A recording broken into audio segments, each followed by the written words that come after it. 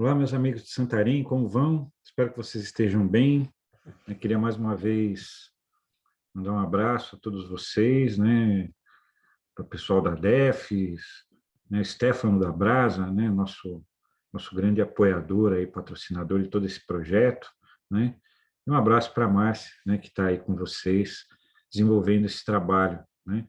Trabalho tão importante porque ele impacta na vida das pessoas, né? Pessoas que muitas vezes estão esquecidas pela sociedade, né? Então, um trabalho muito bacana, que a gente tem, nós, do Instituto João Clemente, temos tido muito orgulho de participar e de fazer parte, né, dessa história bonita que vocês estão escrevendo, né, aí na região. A gente espera todo sucesso, né, realmente, para esse projeto e que ele seja o primeiro de muitos, né? Nós queremos muito estar sempre presentes aí com vocês, né, crescendo nesse trabalho, né, promovendo a inclusão das pessoas com deficiência na região, né? Então, é um grande prazer. Bom, nós falamos, né, recentemente aí, vocês já tiveram aí minha participação naquela aula que fala sobre a tipificação das deficiências, né, ou seja, a caracterização da deficiência aos olhos da lei, né? E nessa breve aula, né, digamos assim, nós vamos falar um pouco da lei em si, né, de alguns aspectos, pelo menos os aspectos essenciais da lei, né? O objetivo nosso não é, né, eu não sou advogado, né, sou psicólogo, mais uma vez me apresentando, né, se para quem eventualmente perdeu a aula passada, né, meu nome é Flávio Gonzalez, eu sou executivo de negócios sociais do Instituto João Clemente, né, e trabalho há 25 anos com inclusão profissional. Então, nesse nosso rápido bate-papo de hoje, a gente vai falar um pouco da legislação específica direcionada ao trabalho da pessoa com deficiência, né? Um aspecto que é muito importante quando a gente fala de programas de inclusão, porque muitas das vagas de trabalho, das oportunidades de trabalho que surgem dentro de um cenário geral do Brasil, eu diria que a maioria, são vagas desencadeadas pela lei. Não que nós devemos nos limitar só àquelas oportunidades geradas pela lei, né? Talvez eu não conheço tão bem a região de vocês, né, a região de Santarém, a Márcia que tem estado aí com o Stefano, né, com todo o time aí, mas a gente talvez não possa contar sempre só com as vagas geradas pelas cotas, né? E até queria compartilhar com vocês uma experiência minha, né? Quando eu entrei na área da inclusão, no ano de 1996 especificamente, eu ainda era estudante de psicologia, né, e dei a sorte, né, eu digo a sorte porque não era isso que estava no meu projeto, eu fazia psicologia, ficava me imaginando ali sentado do lado de um paciente contando os problemas, né? Ainda faço isso hoje também à noite, né, após o expediente, mas naquela altura eu não imaginava, não podia imaginar que eu trabalharia com inclusão profissional. Mas a vida me colocou ali, o acaso talvez me colocou ali, né, naquela condição, e já existia, né, nós vamos falar da lei, a lei originalmente é chamada, o que nós conhecemos como lei de cotas, que é, na verdade, o artigo 93 da lei 8.213 de 1991, ela já existia. Só que ela não tinha nenhum tipo de efeito prático, era aquele tipo de lei que ficava só no papel, que infelizmente é muito comum no Brasil, né? Talvez melhoramos um pouco, eu diria, mas ainda é muito comum, né, no Brasil, termos esse tipo de situação. Então, o meu trabalho já naquele momento, né, era realmente fazer a inclusão das pessoas. E eu não tinha, eu lembro que eu fazia reuniões com os pais, né, das pessoas que eu atendia numa outra organização, não estava no Instituto João Clemente ainda, e falava para eles, olha, existe essa lei, mas ninguém faz nada, né? Nós temos que bater na porta do governo, né? A gente tentava fazer algum tipo de mobilização, né? Mas era muito difícil. Então, o nosso trabalho ali, o meu trabalho principalmente, que já era naquela época prospectar, né, procurar vagas, procurar empregos para pessoas com deficiência, ele não podia contar com a lei, né? Realmente a gente não tinha nenhum suporte legal, digamos assim, como temos hoje, né?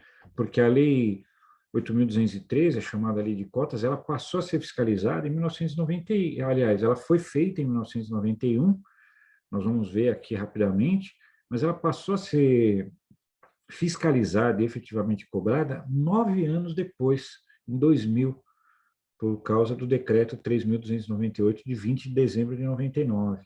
Então, a partir de 2000 é que começou o movimento da lei de cotas.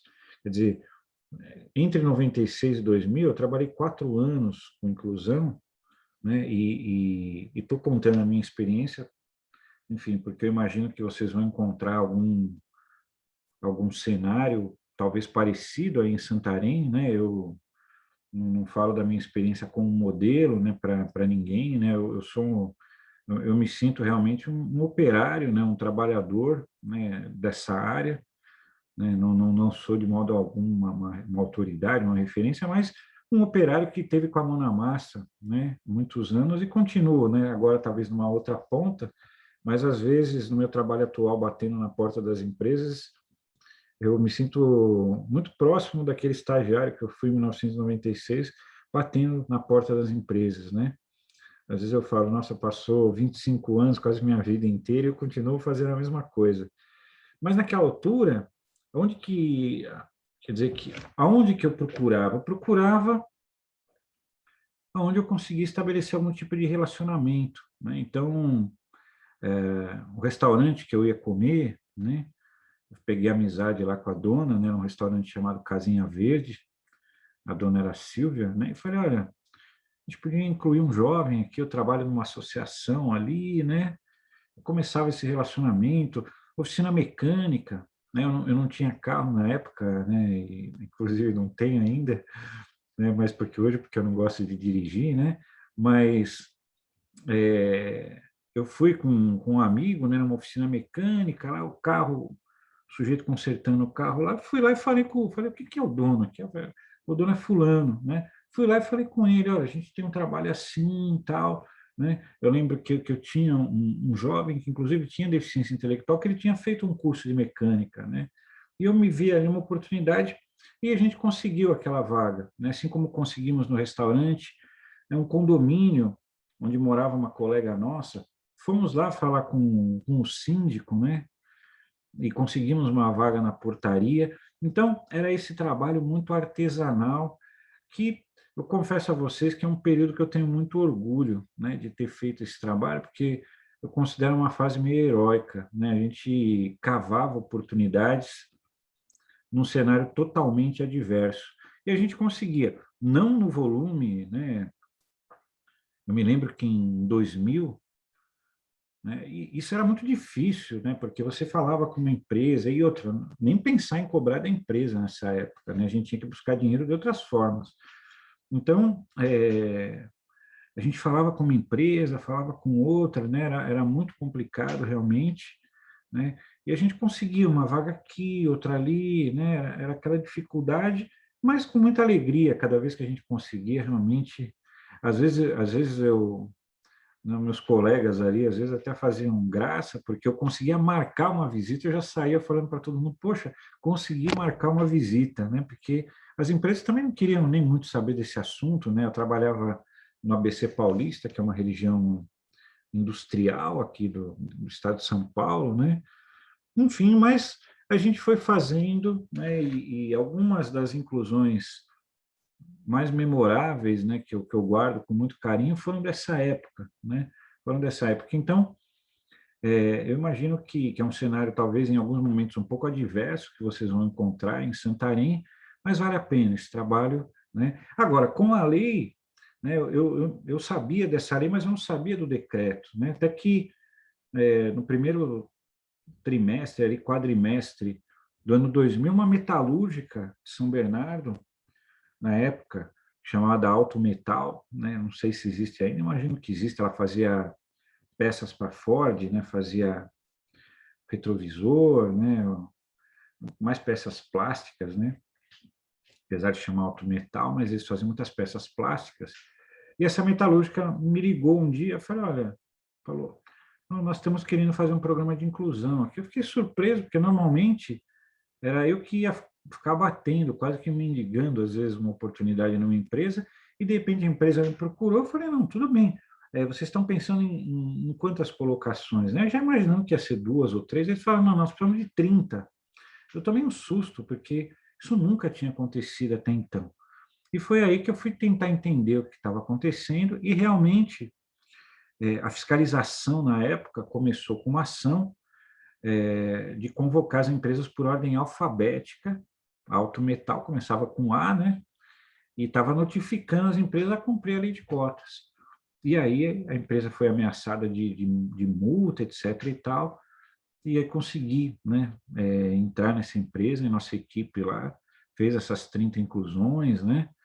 E na época isso foi uma coisa extraordinária, né? Assim, eu tive que dar palestras à noite, porque era uma empresa que funcionava 24 horas, né? Então, isso, eu estou contando toda essa história, né, para dizer o seguinte, né, nós não podemos nos limitar à lei de cotas, porque quando a lei de cotas não funciona, nós temos que usar nosso poder de persuasão, né? Nós temos uma causa bonita que nós carregamos, e nós encontramos pessoas dispostas, né, pessoas boas, pessoas do bem, que querem realmente abrir essas portas. Mas, ao mesmo tempo, também conta essa história para sublinhar a importância da lei, né? Veja a diferença, né? Talvez essas 30 inclusões que eu fiz por causa de uma atuação da fiscalização no ano 2000, ela foi mais do que eu consegui fazer nos 2 anos anteriores, nos 3 anos anteriores, isso numa tacada só, né? Então, a lei realmente ela tem um papel muito importante, né? Nós temos sempre que defender a lei de cotas. Eu vou tentar compartilhar aqui meu PowerPoint.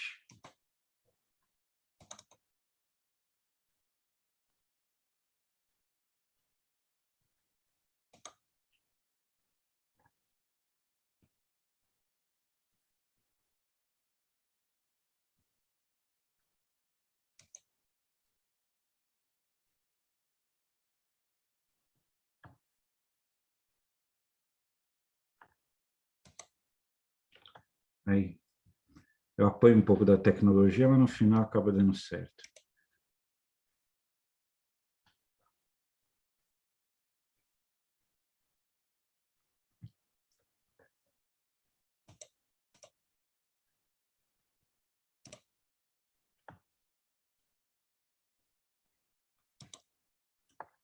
Vou tentar de novo. Aí, não vou mexer mais para não bagunçar, né? Então tá aí, né? Nós vamos falar um pouco então desse aspecto, né, da legislação. Então, antes de entrar, né, propriamente na legislação, né, eu gosto sempre de me reportar à Declaração Universal dos Direitos Humanos, né, a Declaração da ONU, né?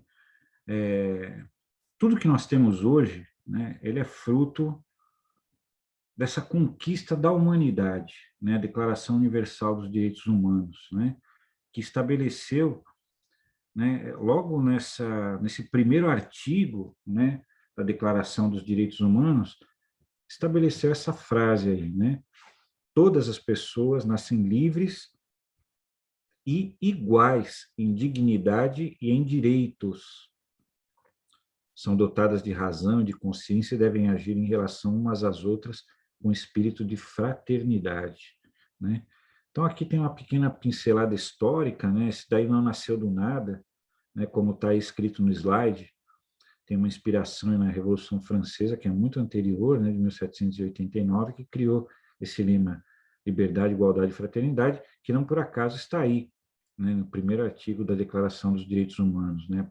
Todas as pessoas nascem livres e iguais, né? Em dignidade e em direitos, são dotadas de razão e de consciência e devem agir em relação umas às outras com espírito de fraternidade. Só para quem nunca, enfim, olhou um pouco essa história, o que acontece? Nós tivemos né, infelizmente, no início do século XX, duas guerras mundiais, né, sendo que a Segunda Guerra Mundial, que terminou em 1945, ela foi uma guerra de uma monstruosidade tremenda e inesquecível na história da humanidade, né?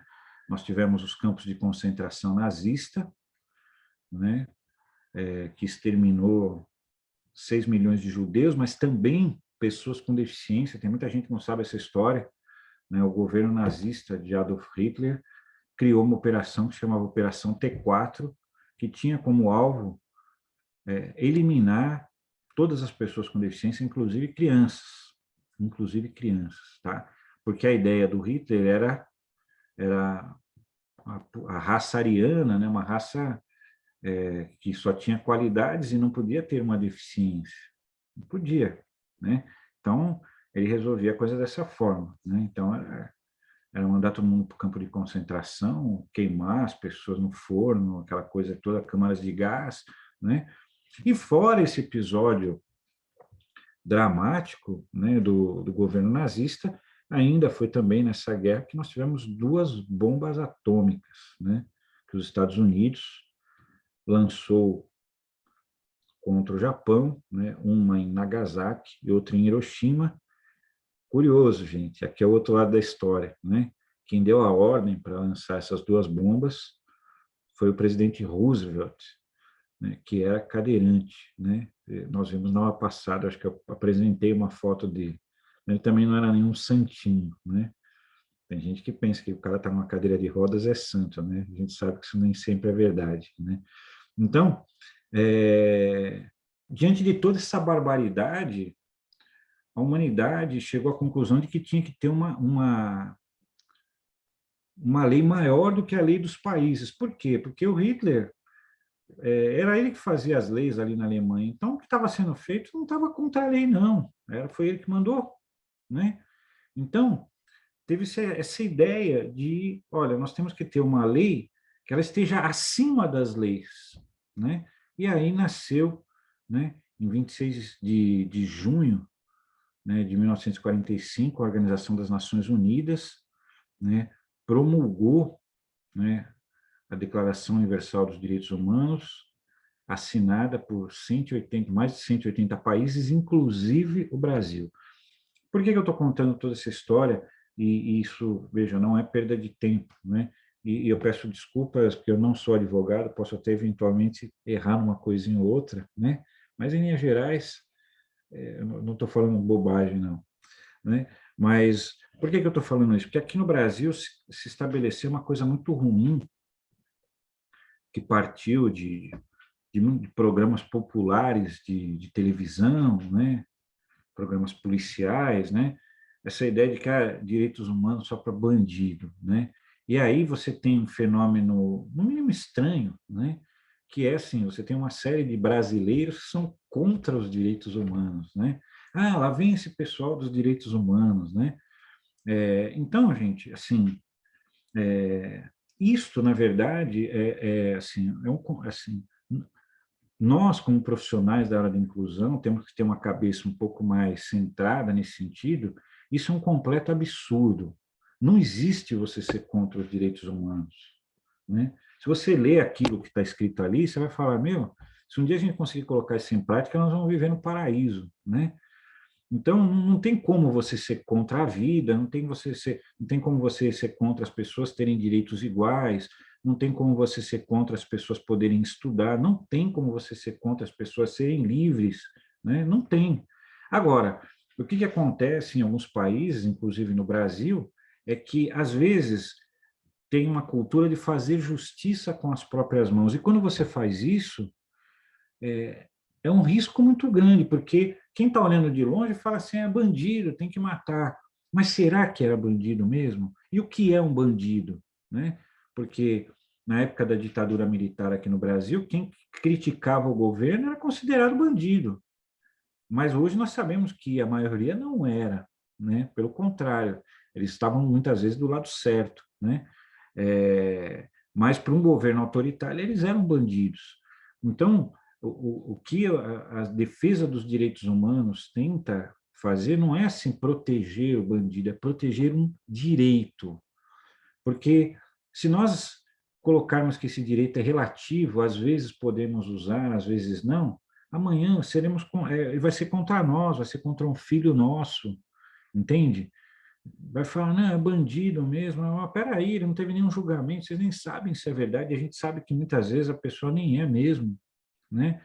Então, a defesa não é daquela pessoa que cometeu um crime, né?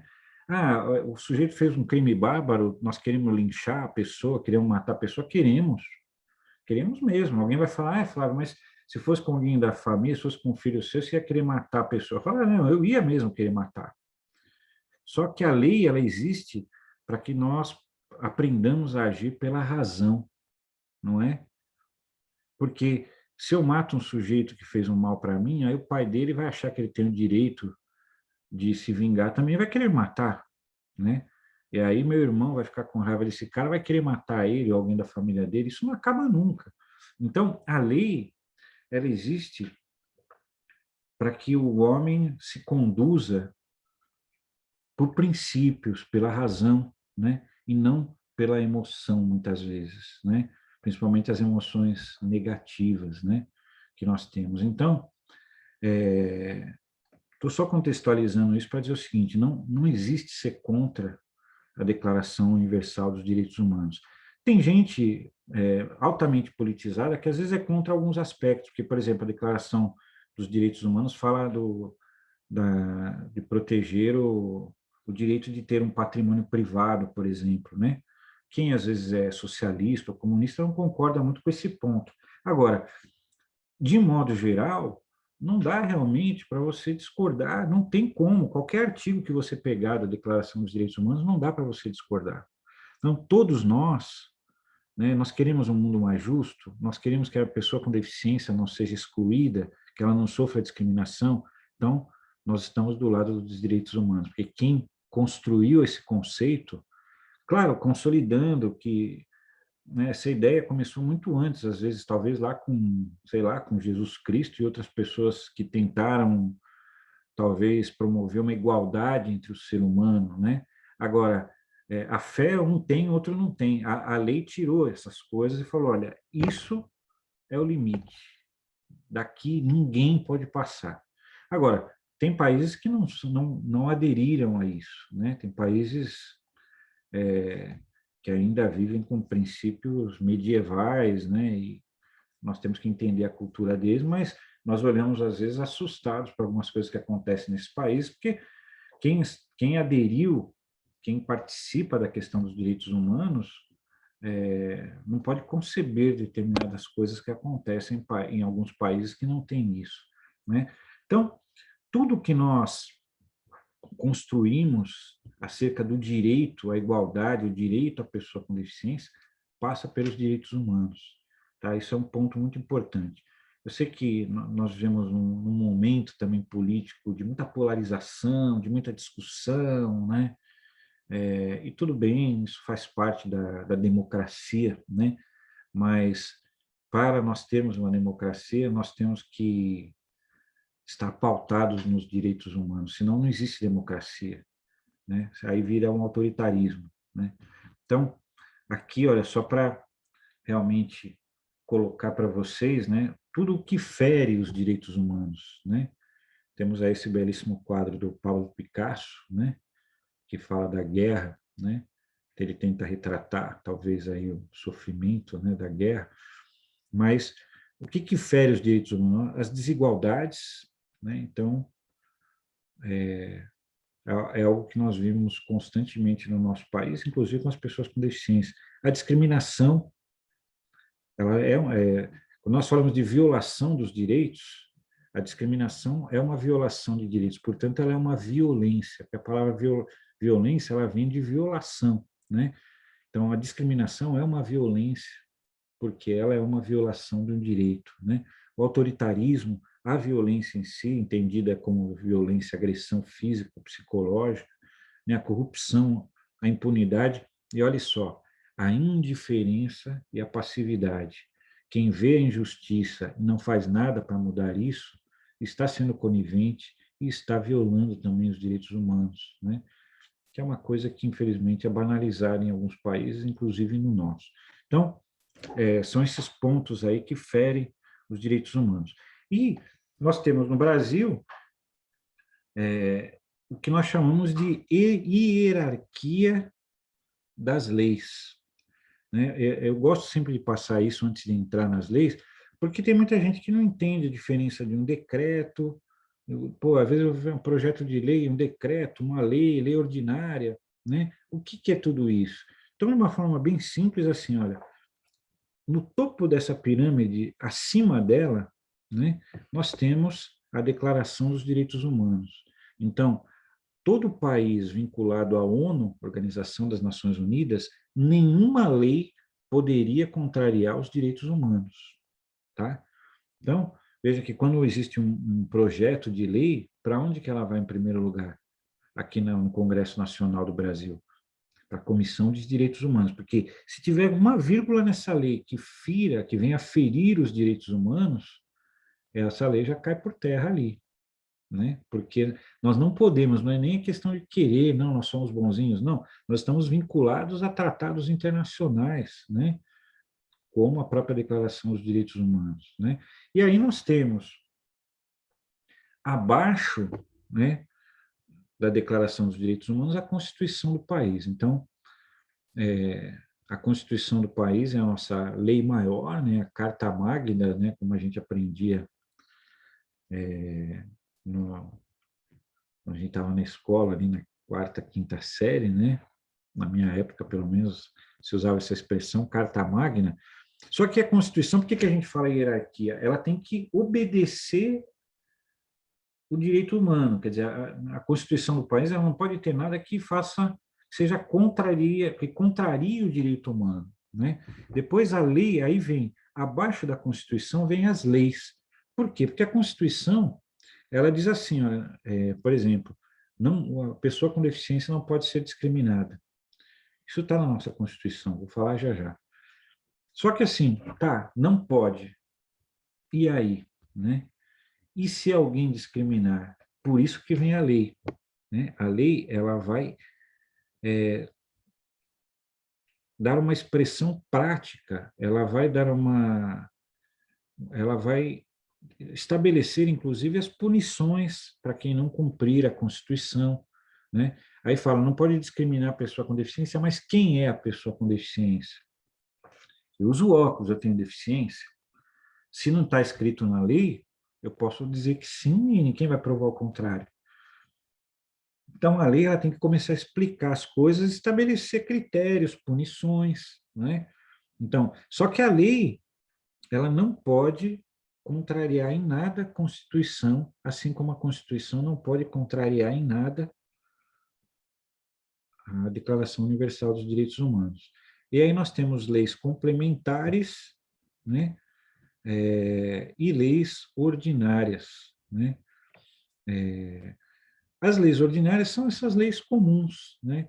E temos aí a MP, que a gente ouve muito falar, né, que é a medida provisória, que é uma espécie de, quer dizer, o chefe do poder executivo, geralmente, né, ele solta ali uma medida provisória que ela fica valendo por 30 dias. Em 30 dias ela tem que ser votada para ver, ou ela se torna uma lei, ou ela cai, né? Então, no Brasil, em muitos momentos se usou muito, né? Se usa às vezes muito essa questão da medida provisória. E embaixo da lei você tem o decreto, né? O decreto ele vem para colocar certos detalhes da lei. Então veja, nós tínhamos a lei de cotas, que é uma lei, né? Que ela estava regulamentando uma premissa da Constituição. Agora, por que não tinha fiscalização? Porque não estava escrito nem na lei, não estava escrito nem quem deveria fiscalizar. Quem que fiscaliza isso? Aí veio o decreto que regulamenta a lei. Aí ele entra no detalhe. Então, o decreto 3298, que nós vamos ver já já, ele, na verdade, regulamentou a lei 8.203, que já existia há muito tempo, né? E aí, abaixo do decreto, que nós temos resoluções, portarias, deliberações, que são explicações, né? Orientações internas, às vezes, para fiscalização. que tem a sua importância também, né? Só que nenhuma resolução, nenhuma portaria pode contrariar um decreto, assim como nenhum decreto pode contrariar uma lei, e nenhuma lei pode contrariar a Constituição, e nem a Constituição de nenhum país pode contrariar a Declaração dos Direitos Humanos, né? E nós temos essa divisão, né? No Brasil, nós temos uma divisão que foi criada lá na Grécia Antiga, que divide o Estado entre o poder executivo, legislativo e judiciário, né? Nós ouvimos a todo momento falar isso, né? No caso do poder legislativo, nós estamos falando, né, do Congresso Nacional, né, falando né, no município, aí em Santarém, por exemplo, nós temos a Câmara Municipal, né? E no Congresso Nacional nós temos o Senado e a Câmara, né? E o executivo é que tem que pegar e colocar, aplicar essas leis no dia a dia. E se alguém violar a lei, aí vai para o judiciário, né?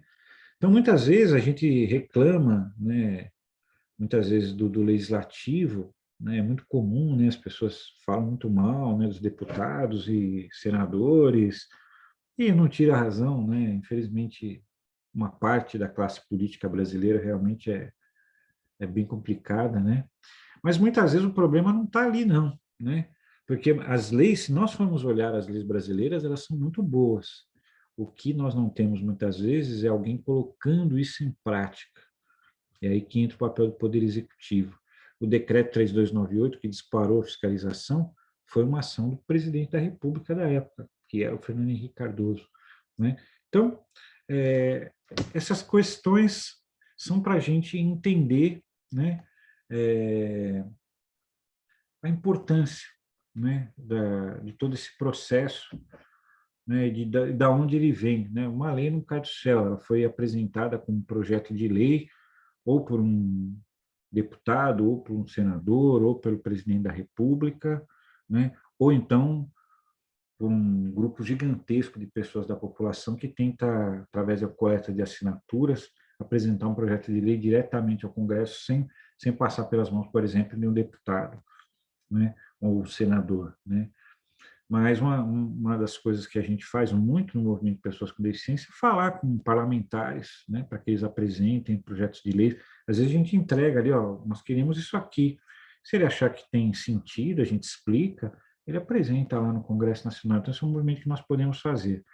Aqui, gosto sempre de falar, no Brasil, nós temos a Convenção para os Direitos da Pessoa com Deficiência, que é um documento da ONU de 2006, no Brasil ela ganhou um status de emenda constitucional. Então, veja bem, a Convenção para os Direitos da Pessoa com Deficiência, nós vemos ali, né, que nada pode contrariar a Constituição. A Convenção dos Direitos da Pessoa com Deficiência é uma emenda da Constituição no Brasil, né? Então, todas as leis, decretos, resoluções, portarias, deliberações, nada pode contrariar a Convenção dos Direitos da Pessoa com Deficiência, né? Ah, mas isso acontece na prática? Nem sempre, mas por isso que nós temos que trabalhar, temos que reivindicar, temos que saber votar, né? E temos que defender os nossos direitos, né? O direito da pessoa com deficiência, que é um direito da população, né? E quando você fala direito da pessoa com deficiência, você está falando de qualquer cidadão brasileiro, porque qualquer pessoa, em algum momento da sua vida, vai ter que lidar com a deficiência, seja ela mesma, seja um filho, seja um neto, não importa. Não existe família que não tenha que lidar em algum momento com a questão da deficiência, simplesmente não existe, né? Então, esse não é um direito de um grupo, isso é um direito da nação brasileira, do povo brasileiro, né? Então, defender, eu falo para todo mundo, você defende o direito da pessoa com deficiência, você não está defendendo o direito da pessoa com deficiência, você está defendendo o seu direito, né? Isso é muito importante, a gente ter essa clareza, né? E na Convenção da ONU, eu gosto sempre de, a gente chama isso de preâmbulo J, porque no preâmbulo da Convenção, nós temos lá A, B, C, D, E, F, G, H e J, né? E o J diz o seguinte: reconhece a necessidade de promover e proteger os direitos humanos de todas as pessoas com deficiência, inclusive daquelas que requerem maior apoio. Então, veja que essa questão dos apoios ela já está na Convenção, ela não é uma invenção, né? O emprego apoiado, ele se pauta muito nisso, né? porque a pessoa que precisa de apoios, ela tem tanto direito quanto qualquer outra pessoa que não precisa. Só que para aquela pessoa ter as mesmas oportunidades que os outros, ou seja, para a gente garantir a igualdade, a equiparação de oportunidades, nós temos que oferecer esses apoios. É por isso que tem pessoas no Brasil que estão tentando transformar o emprego apoiado numa lei, né? Como é nos Estados Unidos, na Espanha e em outros países. Ok? Bom, feito tudo isso, né? Agora vamos falar rapidamente sobre as nossas leis, né? Mas não são muitas, né? Assim que a gente vai destacar aqui. Leis nós temos milhares, né? Mas vamos aí pegar os pontos principais. Então, primeiro isso daí, ó, artigo 7º da Constituição da República, né? Ou seja, está na Constituição, na Carta Magna do Brasil, no seu artigo 7º, né? Que são direitos dos trabalhadores urbanos, rurais, além de outros que visem a melhoria da sua condição social, parágrafo 31, lá embaixo, né? Proibição de qualquer discriminação no tocante a salário e critérios de admissão do trabalhador portador de deficiência. Aqui na época, em 88, quando foi feita a Constituição, ainda falava portador, né? Hoje a gente não fala mais, é pessoa com, né? Mas está na lei, a gente não vai inventar agora, né? Então, veja, no artigo 7º da Constituição é proibida a discriminação ao trabalho da pessoa com deficiência, seja no que se refere ao salário, ou seja, a pessoa não pode ganhar mais, menos, aliás, né? Mas até poderia, né? E agora tem até uma proposta, né? Eu vou falar mais para o final, né? Mas a pessoa não pode realmente ganhar menos, isso é proibido, né? A não ser que haja uma proporcionalidade, né? A lei, ela, então assim, todo mundo ganha R$ 2.000, mas aquela pessoa trabalha menos horas, ela vai ganhar 1.600, mas proporcionalmente ela ganha a mesma coisa. Isso é possível em algumas circunstâncias, né? E a critérios de admissão, ou seja, a pessoa não pode deixar de ser admitida por ter uma deficiência, que é uma coisa que acontece todos os dias no Brasil, né? Então, esse é um ponto que está na nossa Constituição. Agora, a Constituição é de 88, e daí? Então, aí vem 89, aí por isso que a gente vai entendendo, né? Em 88 veio a Constituição. Ok, olha, é proibido discriminar o trabalho da pessoa com deficiência. Tá, o que nós vamos fazer com isso? Em 89, ou seja, um ano depois, né, 24 de outubro de 1989, essa lei 7.853, olha só, artigo 8º, constitui crime punível com reclusão, ou seja, cadeia, né, como dizia lá o Borghetti, né, constitui crime punível com reclusão de 1 a 4 anos e multa negar, sem justa causa, a alguém, por motivo derivados de sua deficiência, emprego ou trabalho. Então, a Lei 7.853, ela deixou muito claro, discriminar a pessoa com deficiência é crime da cadeia, certo? Chama atenção para um ponto aí. Veja que negar, vírgula, sem justa causa. Porque, em algumas circunstâncias que são plausíveis, você pode, né, vamos dizer o seguinte, vou pegar um exemplo bem gritante, assim, você tem uma vaga de soldado no corpo de bombeiros, né? Chega um indivíduo lá, uma pessoa que tem uma deficiência, ela é cega. O perito, o médico, ele vai falar, olha, você pode trabalhar até na área administrativa aqui do bombeiro, mas soldado não dá, né? Porque você vai ter que, enfim, né? Você vai ter que fazer uma série de coisas onde a visão é dispensável. Então, nesse caso, né, a gente pode até discutir, né? Você sabe que quando aquelas torres gêmeas lá dos Estados Unidos caíram, tem uma pessoa com deficiência visual que guiou um monte de gente que escapou por causa dele. Ele estava acostumado a andar no escuro, né? Mas isso são histórias, né? Mas se a gente olhar friamente, realmente, né, como é que um soldado, um bombeiro, né, um soldado da polícia militar vai ser uma pessoa cega? Realmente não dá. Então, se o médico falar que, olha, para esse caso não dá, isso não, você não pode chamar de discriminação. Só que muitas vezes pessoal usa isso de uma forma maliciosa, então a gente tem que estar atento, né? Mas existe essa vírgula aí, sem justa causa, ou seja, em algumas circunstâncias faz sentido negar uma determinada vaga para uma determinada pessoa, né? Mas, em linhas gerais, a discriminação ao trabalho da pessoa com deficiência é um crime, né? Aí você vai me perguntar, Flávio, mas nunca ninguém foi preso por causa disso. Talvez nunca ninguém foi preso por causa disso, mas o Ministério Público do Trabalho, ele utiliza essa lei para dizer para as empresas o seguinte, olha, se você insistir em não cumprir, além de eu te processar, eu posso mandar o presidente da empresa para a cadeia, né? Ele pode mesmo, né? Eu daria uma baita briga jurídica? Daria uma baita briga jurídica, mas está na lei. Então, isso acaba tendo um poder de pressão, de cobrança, né? Mesmo que a gente talvez não conheça alguém que tenha sido preso por isso, né? Quem sabe um dia ainda vamos conhecer, né?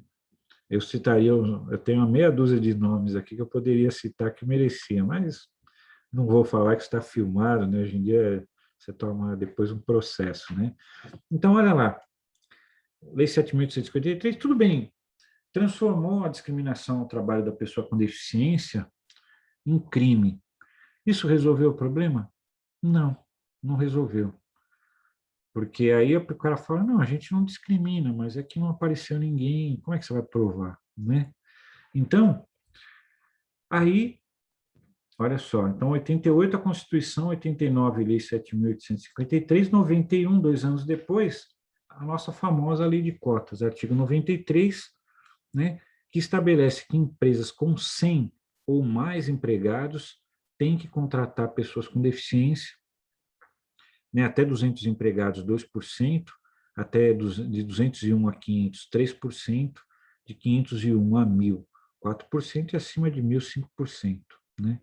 A Lei Brasileira de Inclusão, a LBI, tentou colocar empresas com 50 funcionários, teriam que ter pelo menos uma pessoa com deficiência. Infelizmente, isso caiu na versão final da lei. Então, o que nós temos é isso, né? Essa famosa lei de cotas. Alguns pontos, né, que eu gosto sempre de falar. É considerada a somatória de todas as filiais da empresa. Então, por exemplo, se você for num banco aí de Santarém, aí você vai contar quantos funcionários tem ali na agência, vai ter, hoje em dia, ainda mais hoje em dia, vai ter 6, né? Então você fala, pô, não tem que cumprir? Não tem que cumprir, porque nós vamos somar todas as agências do Brasil. Aí você vai ter, esse banco tem 10 mil funcionários, ok. 5%, nós estamos falando o quê? De 500 pessoas, é isso? Né? Desculpem a matemática aí, mas 5% acho que é isso, né? De 10 mil até 500 pessoas. Então, esse banco tem que ter pelo menos 500 pessoas, mesmo que em Santarém só tenha 6. Então, é isso que também a gente tem que ficar atento, né? Porque às vezes você fala, pô, não tem empresa aqui que precise cumprir cota, ou tem poucas empresas aqui na região que precisam cumprir cota. Tá, mas tem empresas que estão aí na região que têm que cumprir cotas porque elas não estão só aí, entende? A gente tem que estar atento. Você tem aí uma lojas pernambucanas, né, umas Casas Bahia, essa turma tem que cumprir a lei, porque se você somar todos os funcionários que eles têm no Brasil, vai dar muito mais de 1.000, né? A gente tem que estar atento. Agora, a gente tem que saber aonde chegar para falar com essas pessoas, né? A lei também fala uma coisa que muita gente confunde. A lei, o artigo 93, né, da Lei 8.213, fala que uma pessoa com deficiência só pode ser demitida se outra em condição semelhante for contratada. Aí o pessoal pensa assim, se eu tenho, então, um advogado que tem uma deficiência física e eu mandar ele embora, eu vou ter que contratar um outro advogado que tem uma deficiência física. Não é bem isso, tá? A questão é número. Então, se você tem que ter 10 pessoas na sua cota, você mandou embora uma, vai ficar 9. Então, você tem que contratar outra. Agora, você mandou embora o advogado que tem deficiência física e contratou o cozinheiro, está valendo. Não tem problema nenhum. Você está mantendo um número. É isso que é importante, é isso que a lei quis dizer, né? Eu falo isso porque todas essas coisas já teve muita discussão no passado, né? Então, está aí a Lei 8.213 de 91. Como eu falei para vocês, essa lei, até 2000, não serviu para nada, nada. Em 2000, com esse decreto aí, decreto 3.298, de 20 de dezembro de 99, né, se estabeleceu o que faltava, a peça que faltava, a fiscalização, né, que a gente vai falar um pouquinho já já, né? E aqui se apresentou uma definição, porque aqui, na Lei 7.853, foi apresentada uma definição do que é deficiência, que servia como referência, né? Depois, no decreto 3.298, e depois um decreto que não está citado aqui, o decreto 5.296, tipificou as deficiências, ou seja, definiu o que é e o que não é deficiência. Então, o decreto 3.298 ele teve esse papel também, além de disparar a fiscalização, né? E criou a ideia, que é uma coisa que muita gente às vezes não percebe, né? Mas no artigo 35 do decreto 3.298, eles falam de colocação, lá, parágrafo 2º, colocação seletiva, processo de contratação regular nos termos da legislação brasileira, trabalhista e previdenciária, que depende da adoção de procedimentos e apoios especiais. Isso está na lei. Então, veja que a questão dos apoios, ela aparece na lei. É que a gente, às vezes, não sabe usar isso, né? Então, apoios especiais. Quer dizer, nós fazemos um trabalho, né? Agora, deixa muito claro, a contratação regular dentro da legislação trabalhista. Esse cara tem que ter essa carteira assinada, tem que ter o salário adotado pela sua categoria de trabalho, né? Agora, ele pode precisar de apoios especiais e a lei reconhece isso, né? O decreto 3.298 fala disso, né? E aí explica, né? O que é apoios especiais? Ó, olha só como parece com o que a gente está falando. O parágrafo, inciso, né, que a gente chama esse símbolozinho aí, inciso terceiro desse parágrafo diz o seguinte: o que são apoios especiais? A orientação, supervisão, ajudas técnicas, entre outros elementos que auxiliem ou permitam compensar uma ou mais limitações funcionais, motoras, sensoriais, mentais da pessoa com deficiência, de modo a superar barreiras de mobilidade, comunicação, possibilitando a plena utilização de suas capacidades. Então tá aí, gente. A questão dos apoios, ela está na legislação brasileira, mas não como a gente quer, porque o que a gente quer é que exista uma política pública que pague para que profissionais façam esses apoios, ou que tenha funcionários públicos que façam esses apoios, né? Ou que os agentes diocesanos de inclusão, eles sejam remunerados pelo Estado para que eles possam dar os apoios para essa pessoa. Esse projeto de lei existe, né? Ele está tramitando no Congresso Nacional. A gente sabe que essas coisas demoram, mas ele está lá, tem gente olhando para isso, né? Então, aqui, então, 2000, né, aqui dando um salto, né, já para a gente chegando mais próximo do nosso tempo, né, em 2012, a Lei 12.764, artigo 1º já colocou ali, ó, a pessoa com transtorno do espectro autista é considerada pessoa com deficiência para todos os efeitos legais, né? Então, se nós olharmos a tipificação das deficiências, o que é deficiência, tanto na Lei 7.853, quanto no Decreto 3.298, Decreto 5.296, a pessoa com autismo ela nunca foi considerada pessoa com deficiência. A partir desse decreto, né, dessa lei, aliás, né, que foi, enfim, depois ela foi aprovada, né, pelo Congresso Nacional, foi sancionada pela presidente, tá, na época, que era Dilma Rousseff. A pessoa com transtorno do espectro autista, a pessoa com autismo, ela passou a fazer parte, né, do grupo chamado pessoas com deficiência. E aí ela passou, por exemplo, a fazer parte do poder ser contabilizado na lei de cotas, né? E tivemos aqui um marco, né, que procurou reafirmar todos esses direitos que vêm desde a Constituição de 88, passa pelo todo o movimento de pessoas com deficiência que vem brigando lá desde de 1981, né, o Ano Internacional da Pessoa com Deficiência, todo o movimento que veio tendo, né, em 2006, né, aproveitando que nós estamos aqui apoiados pela Abrasa, né, que é uma organização que tem um vínculo forte com a Igreja Católica. Nós estamos também dentro de um programa de formação de agentes diocesanos, né, independente da sua religião, mas é uma instituição católica que está patrocinando esse projeto, né? Em 2006, nós tivemos o ano internacional, a campanha da fraternidade, né? Voltada à pessoa com deficiência, né? Que foi uma campanha que eu considero que ela foi muito bem sucedida, trouxe uma grande influência na época, né? E pegou um momento de muita efervescência, porque o decreto 3298 tinha desencadeado a fiscalização, né?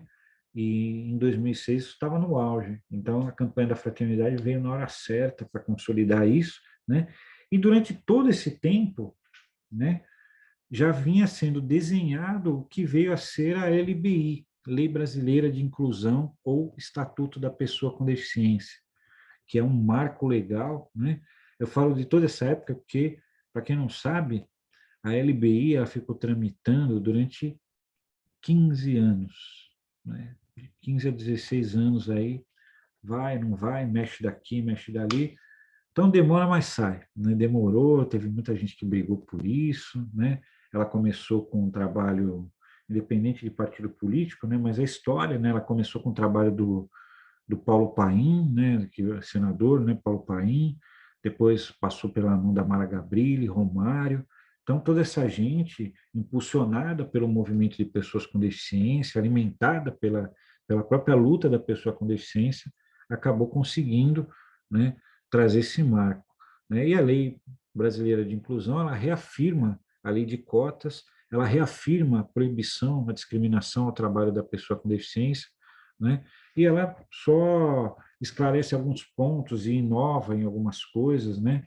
Como ela diferenciou a deficiência intelectual da mental, e isso abriu um campo para, por exemplo, pessoas com esquizofrenia tentarem fazer parte desse grupo também. Então, tem uma série de questões importantes, né? Para a gente, então assim, para a gente resumir bem rapidamente, né? Então nós temos lá, né?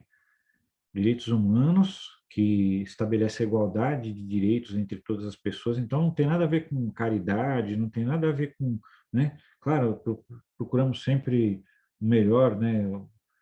O amor ao próximo é um valor supremo para o ser humano, mas aqui é uma questão de direito, né? E aí a nossa Constituição espelha isso e coloca no seu artigo 7º da Constituição de 88, proíbe a discriminação ao trabalho da pessoa com deficiência. No ano seguinte, a Lei 7.853 transforma a discriminação ao trabalho da pessoa com deficiência em crime. Depois, 2 anos depois, é criada a cota obrigatória de pessoas com deficiência no trabalho.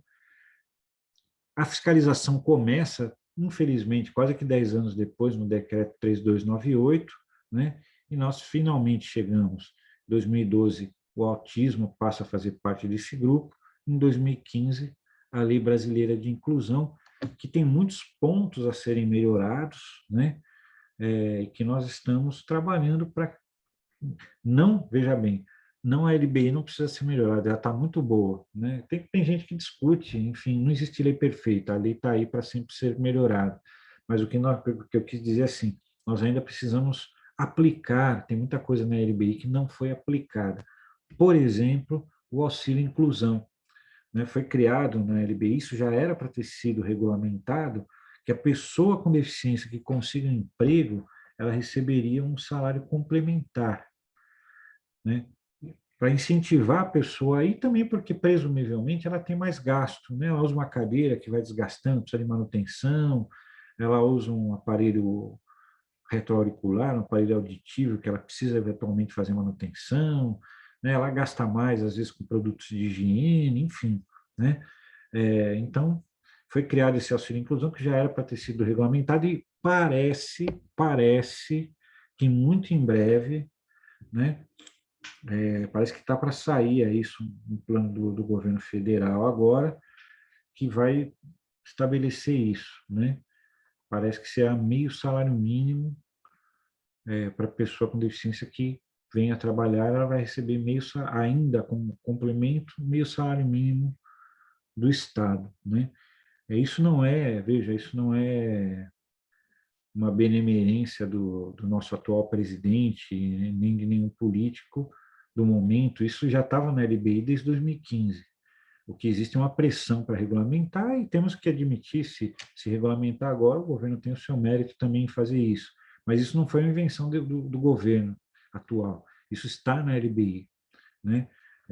Isso é importante, né? Porque as pessoas também às vezes usam, né, um direito que já existe como propaganda política, tal, e independente de quem seja, se é de direita ou esquerda, isso não interessa, né? Mas isso já estava na lei há muito tempo, que na verdade o Estado estava devendo isso para a população brasileira, porque aí senão fica mais uma lei que ninguém cumpre, né?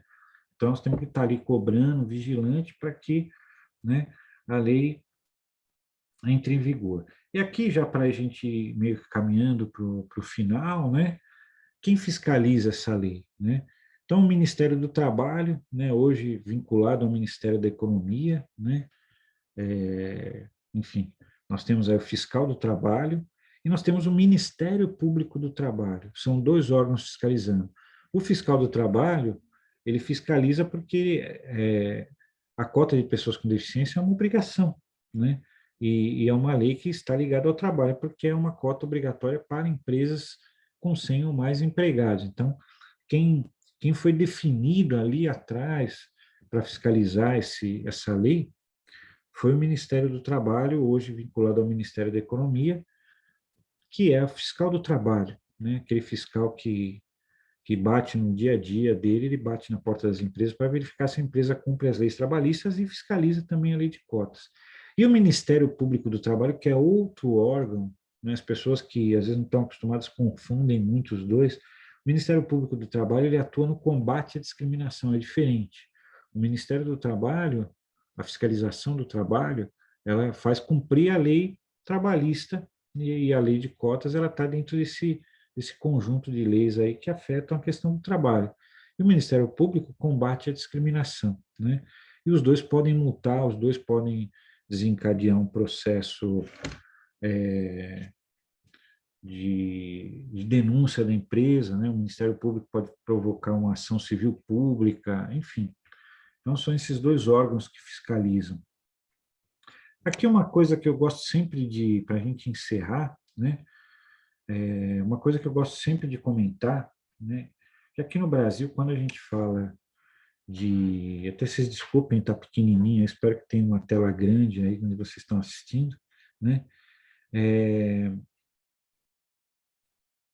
A gente, aqui no Brasil, às vezes você chega numa empresa, a pessoa fala assim, não, nós não queremos só cumprir a lei, nós estamos fazendo por responsabilidade social. Isso mostra que nós ainda não entendemos o que é responsabilidade social, porque, olha só, essa pirâmide, né, é de um livro antigo, já um pouquinho antigo, né, mas é uma bibliografia que é utilizada em Harvard, em universidades de ponta do exterior, né, que diz o seguinte: o que é responsabilidade social? Então, primeiro, a empresa ser lucrativa. Olha só que curioso, né? A empresa precisa ter lucro para ser socialmente responsável? Precisa, porque senão ela quebra e vai todo mundo ficar desempregado. Então, isso é ser socialmente responsável, né? Se eu ficar jogando dinheiro fora, a empresa quebra e quem vai dançar vai ser né, quem vai ter os problemas depois vai ser a população. Então, né? Agora olha só, o segundo ponto dessa pirâmide é a responsabilidade legal. Cumprir a lei é responsabilidade social, entende? Então não é assim, nós não queremos só cumprir a lei, nós queremos fazer por responsabilidade social. Não, cumprir a lei já é uma responsabilidade social. Né? Não tem vergonha nenhuma, olha, nós estamos fazendo para cumprir a lei porque nós sempre temos responsabilidade social, porque tem um monte de gente que não cumpre a lei. Né? Então, cumprir a lei é responsabilidade social. Agora, subindo ainda a escala, tem um compromisso ético, né? A empresa não discrimina. Cada vez mais a diversidade é um tema hoje nas empresas, né? Quando aquele homem foi assassinado lá no Carrefour, no dia seguinte a empresa perdeu 2 bilhões de reais na Bolsa de Valores, né? Compensação, a Natura, quando fez a campanha lá do TAMI, né, do Dia dos Pais, né, um, um, um homem trans, né, ela subiu 6 pontos na Bolsa de Valores, né?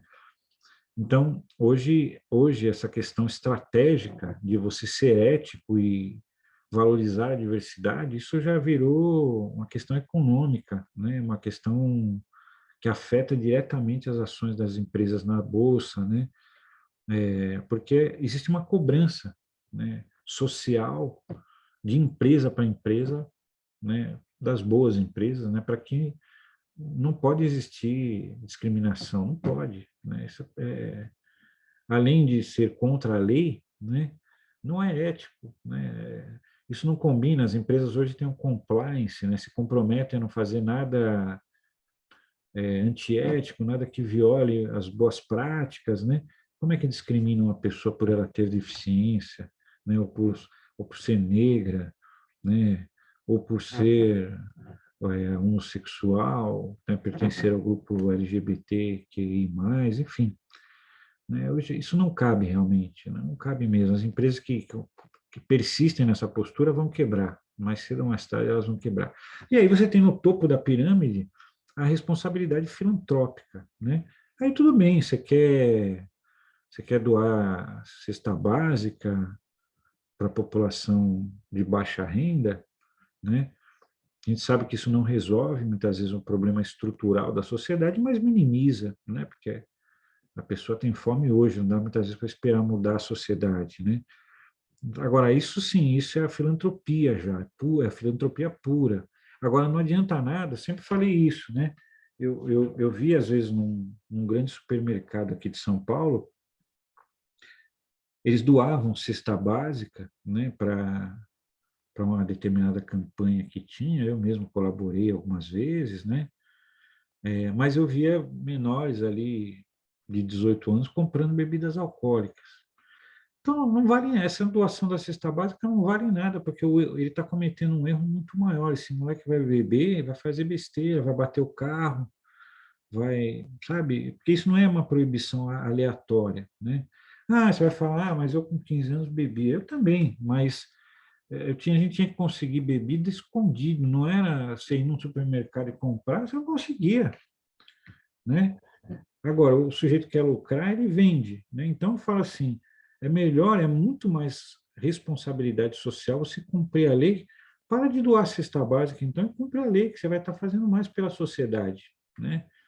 Então, esse ponto final aí dessa pirâmide, né, de você fazer a filantropia, só faz sentido se você não discrimina ninguém, se você cumpre a lei, né? Porque senão não faz sentido nenhum, né? Então, cumprir a lei é responsabilidade social, né? Isso não é como as empresas muitas vezes colocam uma coisa contrária, né? Ah, nós queremos cumprir a lei, mas não queremos só cumprir a lei, queremos fazer por responsabilidade social. Não, cumpra a lei que você vai estar sendo responsável socialmente, né? Isso é muito importante. Então, gente, não querendo me estender, né? Mas acho que deu para ter uma ideia geral. A Márcia está aí com vocês, né?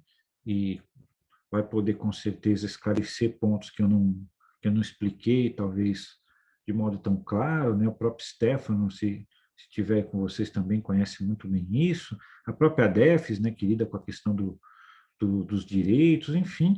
De qualquer forma, eu fico à disposição, né, de vocês para qualquer necessidade, né? Tenho vocês aí todos têm meu e-mail, né? Quem não tem, a Márcia pode disponibilizar meu e-mail, meu WhatsApp, enfim, a possibilidade que for da gente se comunicar, né? Não tenho a alegria, né, que a Márcia está tendo de estar aí com vocês, né? A gente tem que se dividir aqui no Instituto Jô Clemente, mas estou de coração, vibro muito com esse projeto e realmente estou à disposição de todos vocês, tá bom, pessoal? Obrigado e até a próxima, né? Até uma próxima oportunidade.